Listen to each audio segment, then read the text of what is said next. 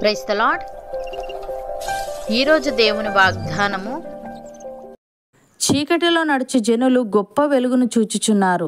మరణ ఛాయగల దేశ నివాసుల మీద వెలుగు ప్రకాశించును. యెషయా గ్రంథము 9వ అధ్యాయము 2వ వచనము.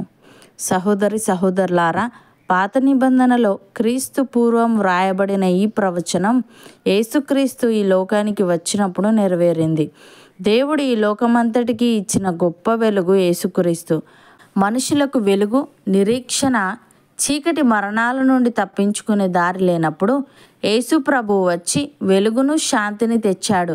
బైబిల్లో యేసు ప్రభువును పరలోకం నుంచి ఉదయించిన సూర్యునితో పోల్చడం జరిగింది. ఈ భూమికి సూర్యగోళం ఎలానో మానవాళికి యేసు ప్రభు అలా. ఆయన జీవితం, ఆయన క్రియలు, ఆయన వాక్కులు దేవుని గురించి, మనిషి పాప విముక్తి గురించి, దేవుడు ఏం చేస్తాడో, మనిషి ఏం చెయ్యాలో అన్నదాన్ని గురించి వెల్లడి చేస్తున్నాయి. ఈ వెలుగు వాస్తవమైన వాటికి, వాస్తవం కాని వాటికి, సత్యానికి అసత్యానికి ఉన్న తేడాను స్పష్టం చేస్తుంది. అది పరలోకానికి మార్గం చూపుతుంది. అయితే క్రీస్తును అనుసరించే వారికే ఈ వెలుగు పనికి వస్తుంది. అనుసరించడం అంటే నమ్మిక ఉంచి విధేయత చూపడం. మనం ఆయన నుండి వెనక్కు తగ్గితే జీవితంలోని అతి ప్రాముఖ్యమైన విషయాల గురించి తెలియక చీకట్లోనూ అజ్ఞానంలోనూ ఉండిపోతాం. యేసును అనుసరించేవారు ఇప్పుడు వెలుగులో ఉన్నారు. వేరే పరిస్థితుల్లో చూడలేని అనేక సత్యాలను వారు చూడగలుగుతారు. తాము ఎక్కడికి వెళ్తున్నది వారికి తెలుస్తుంది. అవిశ్వాసులు ఇప్పుడు చీకట్లో ఉన్నారు. అందువల్ల వారు చేయగలిగినదల్లా వెలుగును నిరాకరించి ఆత్మ సంబంధమైన విషయాల గురించి ఊహాగానాలు చేయడమే. వారు శాశ్వత అంధకారంలోకి వెళ్ళిపోతారు. భక్తుడు ఈ విధంగా అంటున్నాడు: దేవుడు వెలుగై ఉన్నాడు, ఆయన యందు చీకటి ఎంత మాత్రమునూ లేదు.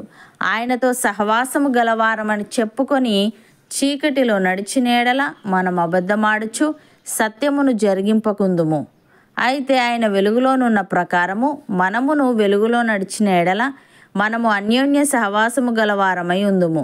అప్పుడు ఆయన కుమారుడైన యేసు రక్తము ప్రతి పాపము నుండి మనలను పవిత్రులనుగా చేయును.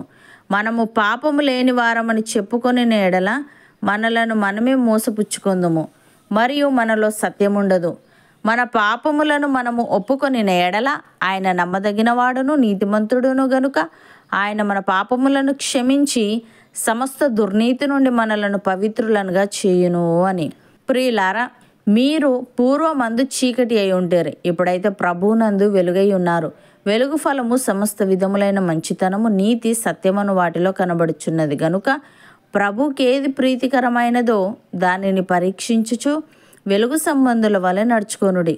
నిష్ఫలమైన అంధకార క్రియలలో పాలివారై ఉండక వాటిని ఖండించుడి. ఏలే అనగా అటు క్రియలు చేయువారు రహస్యమందు జరిగించు పనులను గూర్చి మాటలాడుటే అయినను అవమానకరమై ఉన్నది.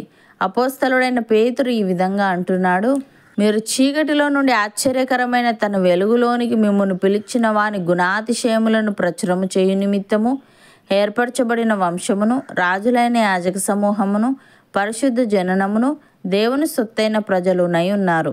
ఒకప్పుడు ప్రజగా ఉండక ఇప్పుడు దేవుని ప్రజ అయితిరి. ఒకప్పుడు కనికరింపబడక ఇప్పుడు కనికరింపబడిన వారైతిరి. ప్రియులారా, మీరు పరదేశులను, యాత్రికులునై ఉన్నారు గనుక ఆత్మకు విరోధముగా పోరాడు శరీరాశలను విసర్జించి అన్యజనులు మిమ్మును ఏ విషయంలో దుర్మార్గులని దూషింతురో ఆ విషయంలో వారు మీ సత్క్రియలను చూచి వాటిని బట్టి దర్శన దినమున దేవుని మహిమపరచునట్లు వారి మధ్యను మంచి ప్రవర్తన గలవారై ఉండవలనని మిమ్మును బతిమాలు కొనుచున్నాను అని.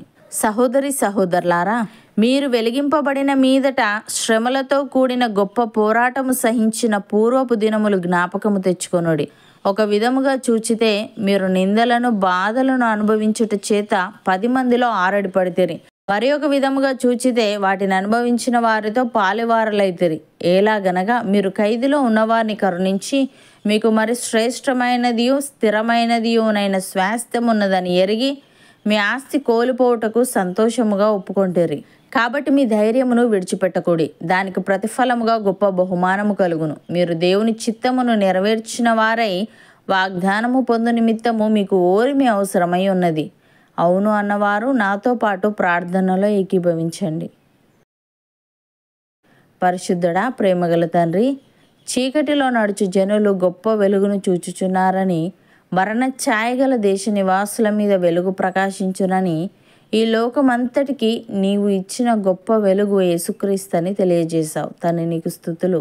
దేవా, నీవు వెలుగై ఉన్నావు గనుక, నీ యందు చీకటి ఎంత మాత్రమునూ లేదు గనుక, నీతో కూడా సావాసము గలవారమని చెప్పుకొని చీకటిలో నడిచిన ఎడల మేము అబద్ధమాడుచు సత్యమును జరిగింపకుందుము గనుక, నీవు వెలుగులోనున్న ప్రకారము మేమును వెలుగులో నడుస్తూ నీతో అన్యోన్య సావాసము గలవారమై ఉండుటకు సహాయము దయచేయమని మేము పరదేశులమును యాత్రికులమునై ఉన్నాము గనుక, ఆత్మకు విరోధముగా పోరాడు శరీరాశలను విసర్జించి అన్యజనులు మమ్మను ఏ విషయంలో దుర్మార్గులను దూషింతురో ఆ విషయంలో వారు మా సత్క్రియలను చూచి వాటిని బట్టి దర్శన దినమున నిన్ను మహిమపరచునట్లు వారి మధ్యను మంచి ప్రవర్తన గల వారమై ఉండుటకు కృపచూపమని, నీ వాగ్దానములు మాలో ప్రతి ఒక్కరి జీవితంలో నీవే నెరవేర్చమని యేసుక్రీస్తు నామమున ప్రార్థిస్తున్నాము తండ్రి.